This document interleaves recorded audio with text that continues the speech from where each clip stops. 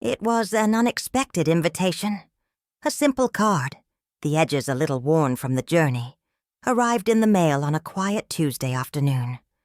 My granddaughter, Lily, was inviting me to her high school graduation party. I hadn't seen her in a few months, but I remembered the little girl who used to hold my hand with such excitement, running through the park, her giggles ringing in the air. Now she was a young woman, about to step into the world beyond high school, and I couldn't have been prouder. I could hardly believe how quickly time had passed. It felt like just yesterday she was in pigtails and sticky with ice cream, but now she was getting ready for college, and I wanted to be there for her, as I always had. As soon as I saw that invitation, I began making plans. I had spent years saving for her college fund, putting aside a little bit of money every month for her education. It wasn't much, but it would make a difference, and I was proud to contribute. I wanted her to have every opportunity I didn't have as a young woman. The party was being held at her family's house, a big event with all her friends and their parents, celebrating not only her achievements, but also marking the end of one chapter of her life and the beginning of another. I was eager to see her, to give her my love and support in a world that seemed to be moving faster than I could keep up. I remember sitting down to choose the perfect outfit for the occasion. It wasn't about impressing anyone, but I wanted to look presentable to show her that I cared enough to make an effort. On the day of the party, I arrived early. The house was already buzzing with activity, and I could hear the laughter and music spilling from the open windows. It wasn't the quiet, small gathering I had imagined. It was a loud, modern celebration, filled with teenagers and their friends, the music thumping through the walls. My heart skipped a beat as I stood at the doorstep, wondering if I had made a mistake. The door swung open, and there she was. Lily, my beautiful granddaughter. Her face lit up as she saw me standing there. She rushed over, giving me a quick, almost casual hug. I was grateful for the embrace, but there was something in her eyes that seemed distant, like a wall had gone up between us. Perhaps I was imagining things, I thought. After all, she had been busy, and I didn't want to disrupt her special day. "Grandma, you're here," she said, a smile on her face, but it didn't quite reach her eyes. "I didn't think you'd actually come. This party is, well, not really for older folks." She laughed it off, but there was something cold in her tone, something that made my heart tighten in my chest. I didn't know how to respond. What did she mean, not really for older folks? Was I an inconvenience, something out of place in her new, youthful world? I had known the day would come when she would grow up and change. But this sudden shift was harder than I had anticipated. I had never felt so invisible in her presence. She quickly turned to join her friends, laughing and joking, leaving me standing there, feeling smaller by the second. I wandered through the house, trying to fit in. The music was loud, too loud for my taste, and the conversations seemed foreign to me. I was used to more intimate gatherings, conversations that went deeper than the surface. But here it felt like everyone was just passing time, more interested in their phones than in the people around them. I felt like I was in the way, an outdated relic in a world that didn't have a place for me. I watched as Lily was surrounded by her friends, her laughter ringing out. There was a time when I was the one she sought out for comfort, for advice. But now I was just an observer, lingering on the edges, unsure of my role in her life. I found a quiet corner and sat down, taking in the scene. I wanted to be happy, for her, to share in her joy. But the more I watched, the more I felt like I didn't belong. The house, the people, even the music. It was all too modern, too fast. I was still trying to catch my breath, but the world was already miles ahead of me. Lily eventually came over to check on me. "Are you okay, Grandma?" she asked with a forced smile. "It's just a little crazy in here. You know how these parties are." I nodded, but inside my heart was heavy. I wasn't upset with her. I was upset with myself. I had tried so hard to be there for her, to make sure she had everything she needed, and yet, here I was, feeling like an outsider in her life. It was as if I no longer had a place in her world, a world that had moved on without me. I smiled weakly and nodded. "I'm just glad to see you so happy, Lily. You've worked so hard to get here." She smiled back, but it didn't quite reach her eyes. She quickly turned to join her friends, and I was left standing there, lost in the noise of the party, feeling like an invisible spectator to the world that had once been my granddaughter's. As the evening wore on, I found myself lingering at the edges of the party, trying to make myself comfortable in an unfamiliar setting. The music was loud, the laughter contagious, but the noise felt like it was coming from another world, one I didn't quite belong to anymore. I watched as young people filled the space, bouncing from one conversation to another, their lives unfolding in ways that seemed so different from mine. I could hear snippets of their conversations, talk of college plans, internships, summer vacations. It was all so exciting, so full of possibility. And yet, I felt like an outsider in this world. I tried my best to smile and make small talk with the people I recognized, but each time I did, I couldn't shake the feeling that I wasn't truly seen. My wrinkles seemed to grow deeper in the harsh light of the party, my age more evident against the youth surrounding me. I found myself clutching my purse tightly, a protective gesture that didn't seem to match the carefree attitude of those around me. Then, out of the corner of my eye, I saw her, Lily. She was surrounded by her friends, laughing and enjoying herself. She looked so beautiful, so full of life, and for a moment, I couldn't help but feel proud. But as I stood there, watching her from a distance, something shifted. She seemed distant, detached, almost as though she didn't see me at all. The realization hit me like a cold wave. I was no longer the person she turned to, no longer the constant in her life that I once was. After a few more minutes, Lily noticed me standing alone. She excused herself from the group and walked over, her eyes scanning the crowd for a moment before meeting mine. I stood up trying to muster a smile, but it felt strained, forced. She didn't seem to notice, or perhaps she did but didn't care. She gave me a quick hug, her arms barely touching mine. "Grandma, you're here. I didn't think you'd actually come," she said, her voice light, but there was an edge to it, a tone I couldn't quite place. "I wouldn't miss it for the world," I replied, trying to mask the discomfort rising in my chest.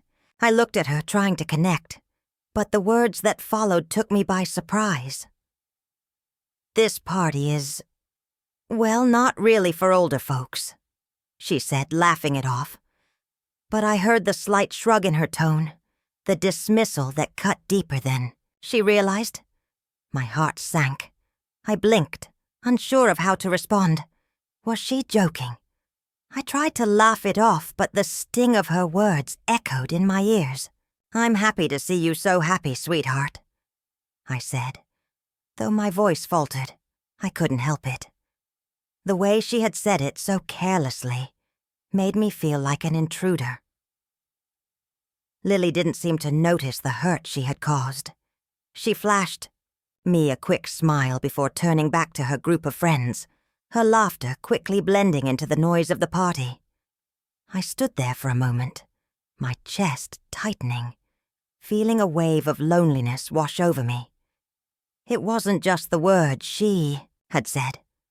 It was the way she had said them, so casually, as though my presence was an inconvenience, as if my age had suddenly made me irrelevant. I had never imagined that I, who had raised her, who had been a constant presence in her life, would ever feel like a stranger in her eyes. I couldn't help but feel the shift in our relationship. She wasn't the little girl who needed me, who ran to me for comfort and love. She was growing up, stepping into a new chapter of her life, and I was being left behind, unsure of where I fit anymore. I knew this day would come. I knew she would grow up, but I wasn't prepared for it to sting so much. I wandered through the party, my feet moving almost on their own. I passed groups of teenagers laughing and chatting about things I could barely understand. I wasn't angry at Lily. Not really. I was hurt. I was hurt because I had always supported her, been there for her. And now I felt like I didn't matter. I had worked hard to save for her college fund, to give her something I never had the luxury of, a chance at a better future. But in that moment, all I could feel was the distance that had grown between us, a distance I hadn't even noticed until it was too late. The evening passed slowly, each tick of the clock seeming to emphasize the growing gap between us. I tried to laugh along with the others, but the words felt hollow. I was no longer part of her world, not in the way I once had been. As the night wore on, I retreated to a quiet corner, away from the noise and chaos. I wanted to be happy for her, to share in her excitement. But it was hard when I felt so invisible. The thought of the money I had saved, the college fund I had sacrificed so much for, seemed like an afterthought now. In that moment, it wasn't about the money. It was about respect. It was about feeling valued. And at that party, I didn't feel valued. I felt like I was just a reminder of the past, a relic of a time she was too eager to leave behind. The days that followed Lily's party were heavy, each moment carrying more weight than the last. I spent the next few nights staring at the ceiling, replaying everything in my mind. I had always prided myself on being a supportive, loving grandmother. I had sacrificed so much to ensure Lily had everything she needed. From the quiet moments we spent together when she was a child, to the quiet hours I spent working hard to save money for her college fund. That fund, which I had started putting together long before she even knew what college was a symbol of my love and belief in her. It was something I had worked for, not just as a financial investment, but as a way of helping her achieve dreams that I never could. But now, I found myself questioning everything. I had spent years working so hard to ensure she had the best future possible, only to be dismissed, even ridiculed, by the very person I had worked for. I couldn't deny the bitterness that had taken root in my heart. When Lily called me too old at her party, it felt like a slap in the face. I had always considered myself a constant in her life, a reliable figure she could always count on. But now, I felt like a relic from the past, something she was trying to move past and forget. I wasn't just hurt by her words. I was deeply wounded by the implications of them. It wasn't about my age, it was about her disrespect. It was about feeling unimportant, about being left behind in a world that was rapidly moving on without me. I thought about her college fund, the sacrifices I had made to ensure she could follow her dreams. I had never been able to afford a college education when I was her age, but I wanted to change that for her. The money I had saved wasn't just an investment in her education. It was a reflection of my belief in her. It was a gift, not just of financial support, but of love and care that she might never fully understand until she was older. But now, I wasn't so sure she deserved it. As I sat alone in my living room, the silence surrounding me like a thick fog, I made the decision. Maybe it was time to take back what I had given. Maybe it was time to teach her a lesson. Not just about Wunny, but about respect. It wasn't about punishing her. It was about showing her the value of the love and sacrifices I had made for her. I wanted her to understand that respect wasn't something that should be taken for granted, that no matter how old I was, I still deserved to be treated with dignity. I started thinking about how to approach this. How would I even begin to have this conversation with her? How would I explain that her words had cut so deeply, and that the financial support I had so willingly provided was no longer something I was willing to give without her showing me the respect I deserved? It wasn't going to be easy. I had always been there for her, and I had always believed that love and support were unconditional. But now, I wasn't sure what to believe. I had spent my life making sacrifices for her, and yet it felt like she was throwing me aside as if I were irrelevant.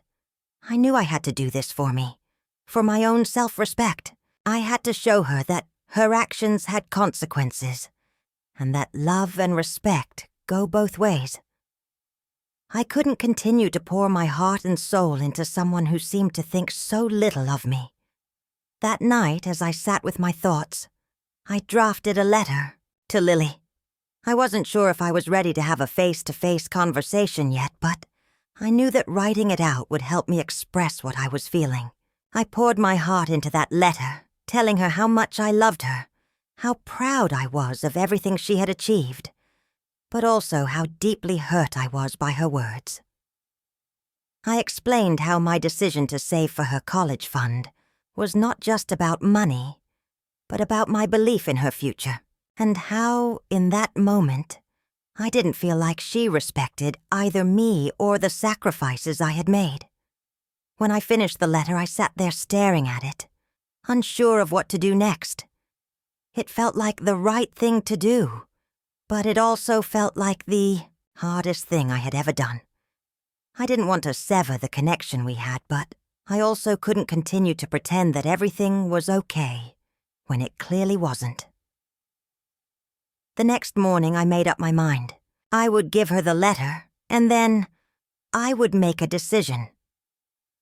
I would let her know that my love and support were not unconditional, not in the way I had thought they were. And for the first time in my life, I would stand up for myself. I would show her that I deserved to be treated with the same respect and kindness that I had always shown her. A week had passed since Lily's party, and each day seemed to stretch on longer than the last.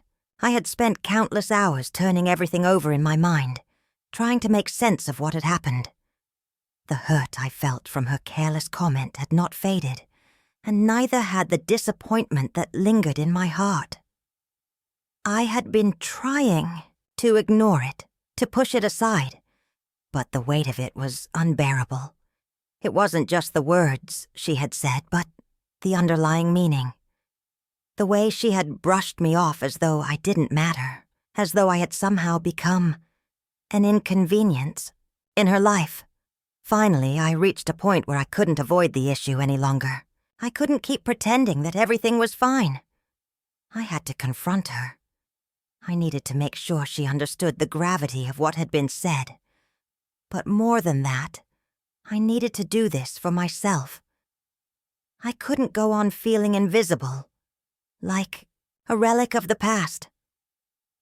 I wasn't just a grandmother. I was a person, someone who deserved respect, someone who had worked hard and made sacrifices for her, someone who still had value. I sat down and wrote a letter, something I had never done before. It wasn't a typical letter, a birthday card, or a simple note of encouragement. No, this was different. This was a letter full of raw emotion, one that I hoped would reach her in a way that words spoken aloud couldn't. In the letter, I told Lily how much I loved her, how proud I had always been of the person she had become. But I also told her how deeply hurt I was by her comment, and how it made me feel like I no longer had a place in her life. I explained how much I had sacrificed to ensure she had a future. The college fund, the hours I had spent working, the things I had gone without just to help her. I had always thought that this was an expression of love, that she would understand that I was giving her a gift, not just financially, but emotionally and spiritually. But now I questioned whether I had made a mistake. The hurt from her words stung deeper than I had expected. I had hoped that she would be grateful, that she would appreciate the love and support I had given her. Instead, I felt as though she had dismissed me, as unimportant, as though my presence at her party had been nothing more than a nuisance. As I sat there writing the letter, the weight of the decision began to settle in. I had made up my mind to confront her, to take back the college fund. It wasn't a decision I made lightly, but it felt necessary. I needed her to understand that respect was something that needed to be earned, not something that could be taken for granted. I couldn't continue to give and give without feeling valued in return. It wasn't about the money. It was about the principle. It was about teaching her that love, respect, and gratitude were not things to be taken lightly. I finished the letter and sat with it in my hands for a long time, wondering what the right next step would be. Should I mail it? Should I give it to her in person? The thought of confronting her face to face felt daunting, but I knew I needed to see her reaction. I had been there for her throughout her life, and this was my moment to make sure that my feelings, my worth, were acknowledged. The next day, I called Lily. My hands trembled slightly as I dialed her number. It had been a week since we last spoke, and I wasn't sure how she would respond. After a few rings, she picked up. "Grandma?" Her voice was soft, tentative, almost as though she sensed something was wrong. "Lily, we need to talk about something," I said, my voice steady but firm. "I need to speak to you about the party and about the college fund." There was a brief silence on the other end of the line. I could hear her shifting, probably trying to figure out what was happening. "What about it?" she asked, her voice almost too casual. "I've been thinking about the things you said at the party," I began, my voice growing more confident. "The comment you made about me being too old. It hurt me, Lily. It hurt me deeply. And I need you to understand." "Why?" I could hear her let out a long breath, the sound of it making my heart sink. "Grandma, I didn't mean it that way.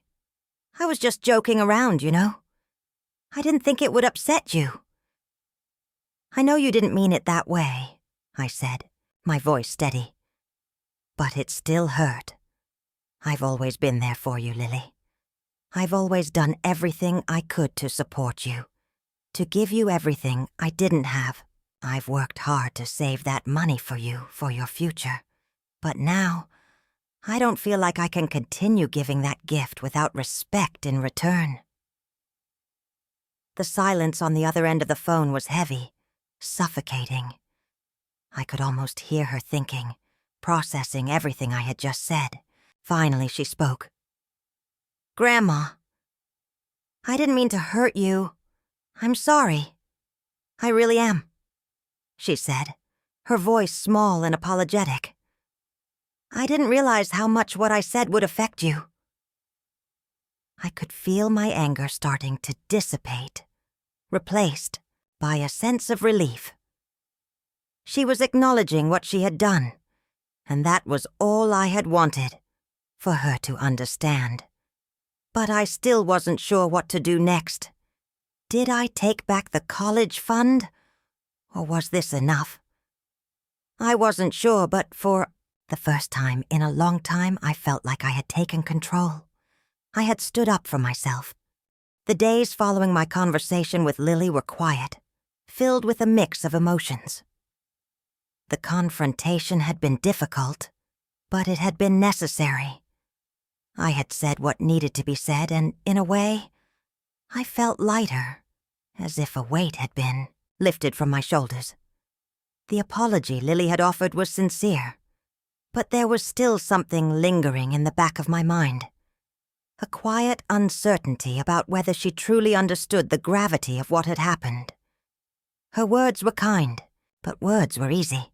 It was actions that spoke louder, and I wasn't sure what her next step would be. I spent the next few days reflecting on everything, the conversation, the hurt, and the choices I had made over the years.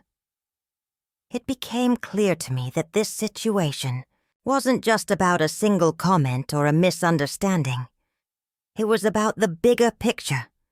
It was about respect, about feeling valued, and about the relationships we form in our lives. I had spent my entire life taking care of others, sacrificing my own happiness and comfort for the people I loved. But I realized that somewhere along the way, I had forgotten to take care of myself. I had allowed myself to become invisible, to become someone who gave and gave without ever asking for anything in return. And now, as I look back, I realized that this had created a dangerous imbalance. I had to remind myself that I was worthy of respect and love, just as much as anyone else. I didn't want to be bitter or resentful. That wasn't who I was, and that wasn't the kind of person I wanted to become. But I also knew that I couldn't continue to give without boundaries, without expecting something in return. Lily had always been a bright, ambitious young woman, and I had always believed in her. But that belief had to be rooted in mutual respect. I couldn't support her, emotionally or financially, if she didn't see me as someone worthy of that respect. As the days went by, I began to see things in a new light.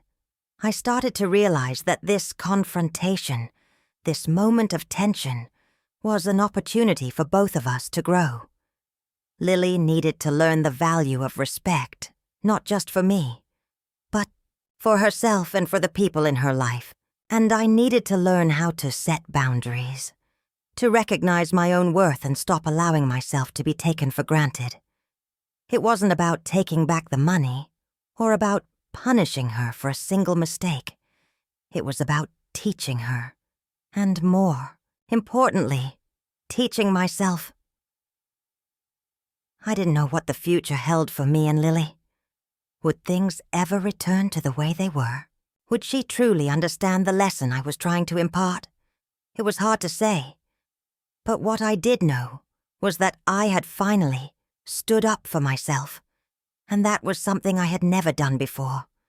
I had allowed myself to be overlooked for too long, but I was done with that. I wasn't just a grandmother, a caregiver, or a source of financial support. I was a person with my own needs, my own desires, and my own right to be treated with kindness and respect. The morning after our conversation, Lily called me again. This time her voice was different, softer, more genuine. "Grandma, I've been thinking about what you said," she began. "I know I hurt you, and I can't tell you how sorry I am for that.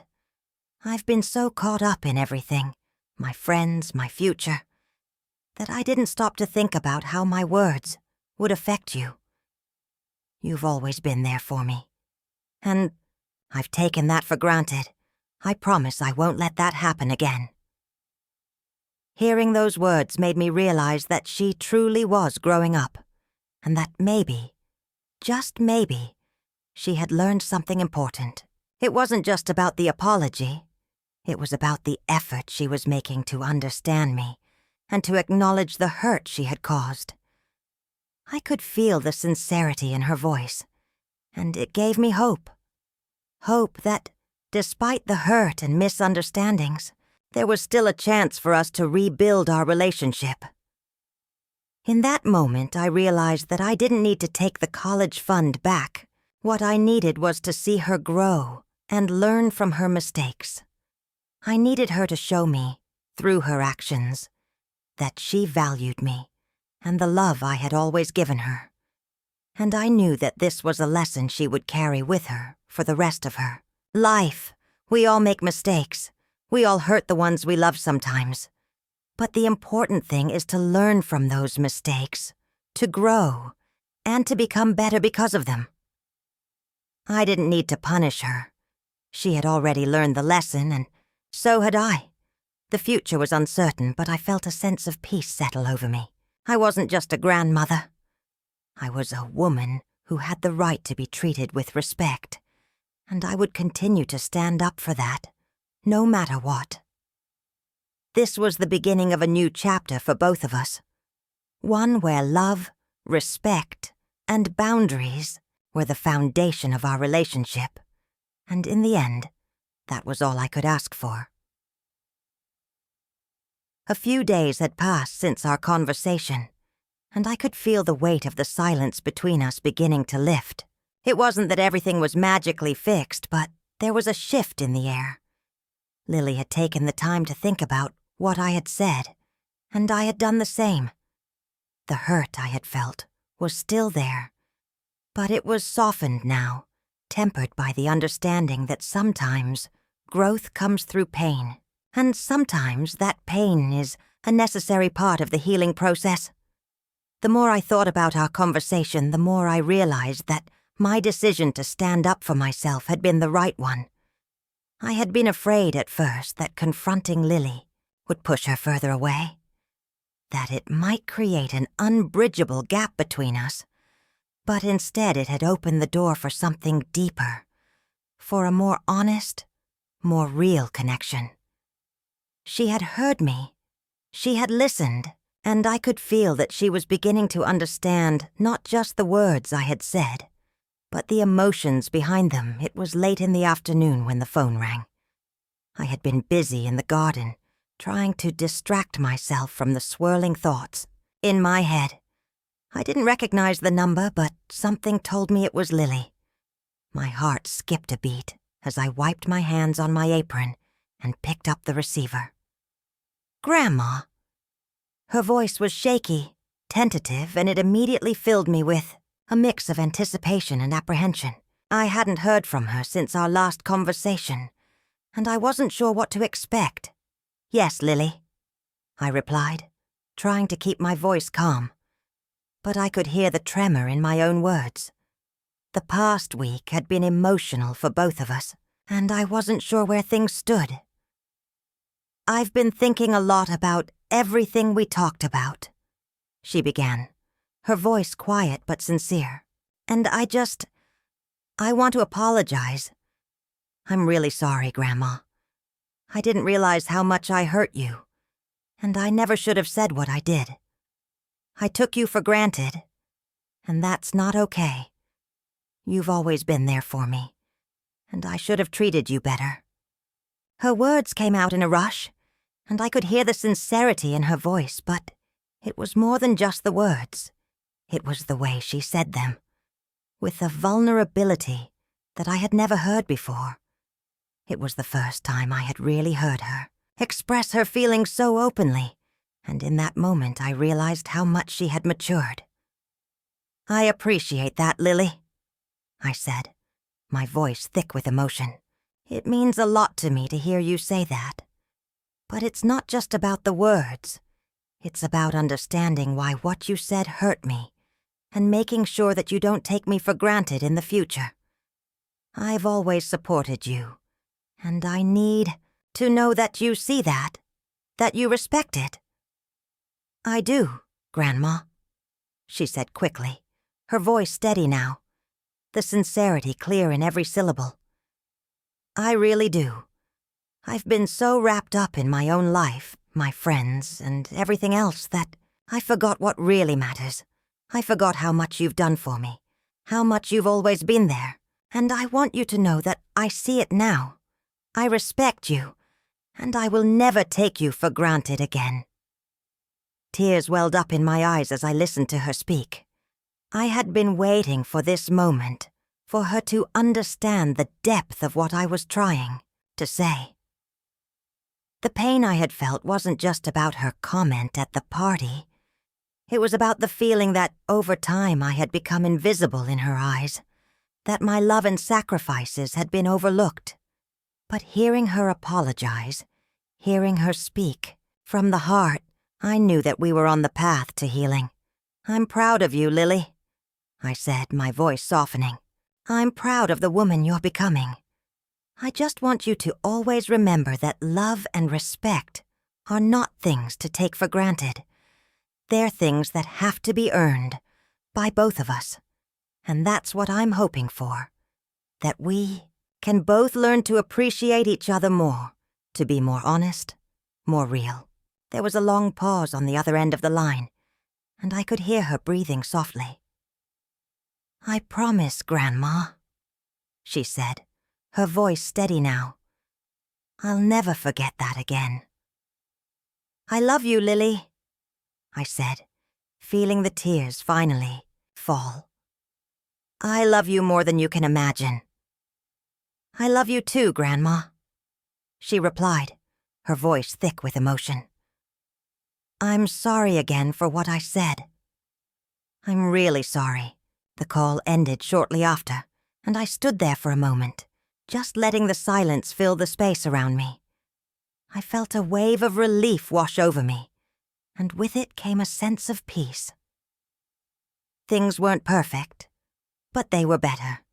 The connection between us had been strengthened, not by grand gestures, but by the quiet honesty of a shared moment.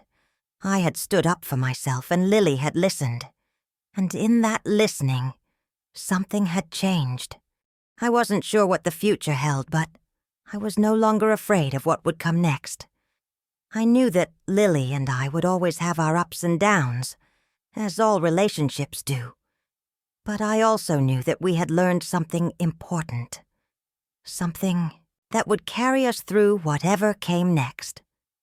We had learned that love, respect, and understanding are the foundations of any relationship, and that without them, nothing else truly matters.